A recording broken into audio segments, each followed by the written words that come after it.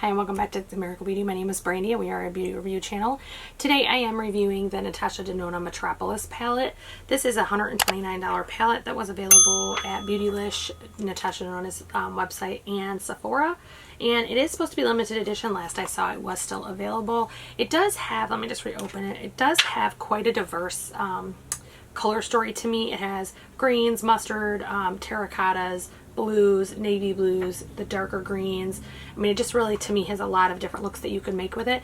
I did attempt 2 looks today. I actually am going to post in like a sub picture the one I was doing with the green look. It muddied and it didn't look real well, but I think it was mainly one of the colors I chose. In the pan, it looked like it was like a forest green or something like that. When it went on my eye, it went on more of a turquoisey green. So that's why I think it failed. However, this one I am pretty, happy with. I think that there was a couple things I would change, but I still am more than willing to wear this all day. And I wanted to give you my viewpoints on this palette, the pros, the cons, the etc. Let's get into the application process first, but before we do that, don't forget to subscribe, like, ring the bell for notifications, and share if you think someone would enjoy this. Let's get into it. Okay, I did prime my lids with the Dose of Colors Meet Your Hue concealer, and then I used my Laura Mercier. So think that I'm gonna do, I was trying to do an olive look and it just was not coming together. So I think that I'm going to do a different look entirely. So the first thing I want to do is just a really easy transition shade.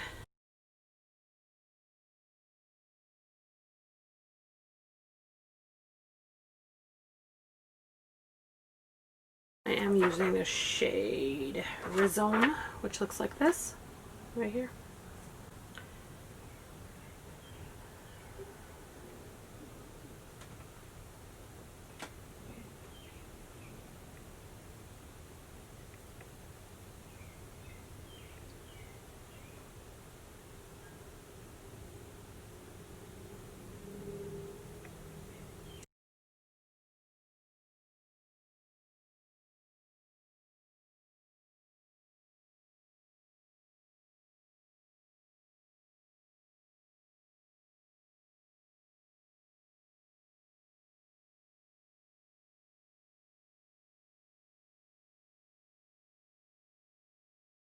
Next, I think I'm just going to put like it's almost like a warm brown or a terracotta in the eye socket area.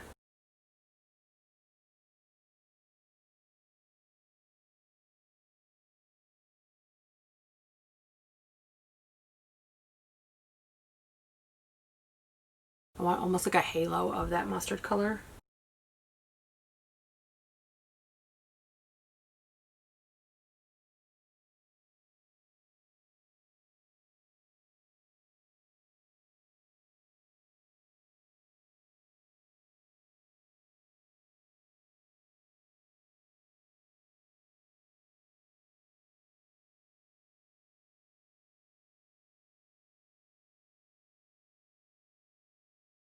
There, I like that a little better.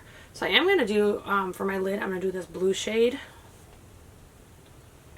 And that is aqueous. It's a word I don't even know what that means. I'm going to spray my brush.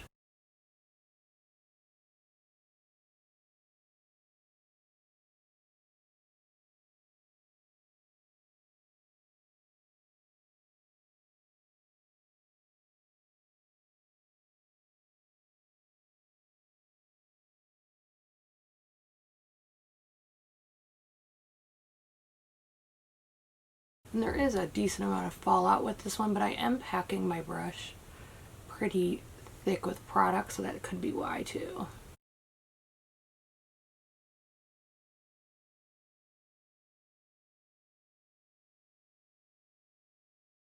I'm going to clean up all of this with my actual makeup wipe. So I want to go back into that terracotta shade very lightly. I just want to blend up here so it's smoother.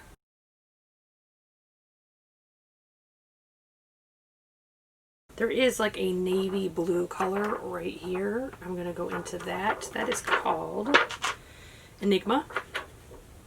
And there is like a black color in this, so I think it has a navy and a black. I'm not going to put a ton of this on. I just want to deepen just this lower corner right here.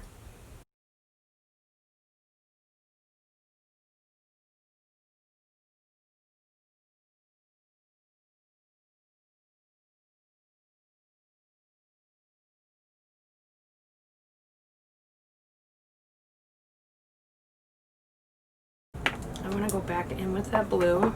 I just want to build it up and get it a little bit more vibrant.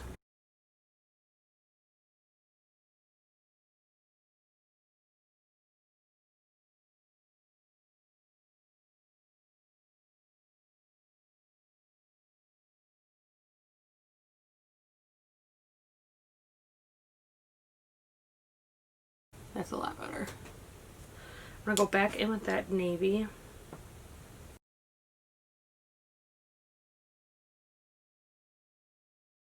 This one doesn't build to be a navy. It's almost like a royal blue, but I'm not hating it. In the monitor, it's a lot darker than it is in real life, but I'm okay with it.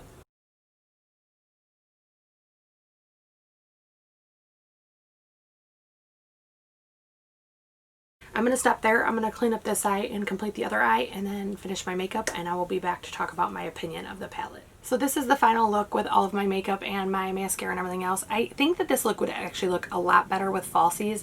I can't use falsies right now because I have watery allergy eyes. Like later today when I do my foundation check-in for the foundation that I'm testing, this will all be gone. That's why I don't worry about having a super sharp line, because it will be vanished by the end of the day because of my watery eyes. So I am doing allergy drops. I'm doing Zyrtec. Like nothing's helping this year. So that is why I'm not super worried about the falsies. I do think with the deepness of the blue that with some really dramatic falsies, this look would look fantastic. I did choose a nudish lip because I feel like the eyes were dramatic enough. But this is the final look. So what are my thoughts on this so far? So the colors that I've used in this, today I did try my first look with the olive colors, and I thought they performed well, but this shade right here in the pan looks like a forest green, but really it's more of like a turquoise. So that one definitely sabotaged the look because it wasn't what I thought it was, but you know, maybe I should have swatched it before I made that decision. I have done looks with the golds and the terracottas before, and I did have a great experience. Today, I didn't have any colors that I struggled with other than the blue really had to be built up. You had to wet your brush and you had to pile it on to get it to even kind of have a vivid look. I still would have liked it a little bit more shimmery, a little bit more dramatic, but I actually just gave up. I actually was just done with it. I just couldn't deal with it anymore. So this is how it came out. I don't love the fact that the navy-ish color comes out more of a royal blue. I feel like what you see in here isn't always what you get. So that's something to keep in mind. What do I think of the palette overall? I think it's a great palette. I don't have any problem with it. It's actually my favorite from Natasha Denona eyeshadow that I have after the gold mini. I don't own the full-size gold, but I own the gold mini, and that's my #1 favorite, but this would be my second. Part of the reason I love it is application, but the other part of it is that it's diverse. I mean, it's got a lot of different color stories you can go with, and I think if you're going to invest in one expensive palette, you want to make sure it has some diversity and it's not a whole shade of neutrals. That's why I never bought the Biba palette. It just, to me, is a whole palette of neutrals, and I can get that anywhere, and it wasn't worth it to me. So I think that if one, you're into high-end makeup, if you're into luxury makeup, I think that this is a great palette. I think that it will serve. It gives you a lot of options for color, neutral, etc. If you're a Natasha Denona fan, I definitely think that you would like this. However, if one, you've never ventured into high-end or luxury eyeshadow like the Natasha Denona or Pat McGrath, I don't think this should be your first. I would recommend getting the gold mini palette if you want to start at the $25 ones. If you wanted to get a full size, I would go with either the gold or the lila. Not because this is horrible, but I think that it does have a more lean towards dramatic looks, and if that's not your thing, or if you don't plan to do it every day, you may not get your money's worth. So that is my review of the Natasha Denona Metropolis palette.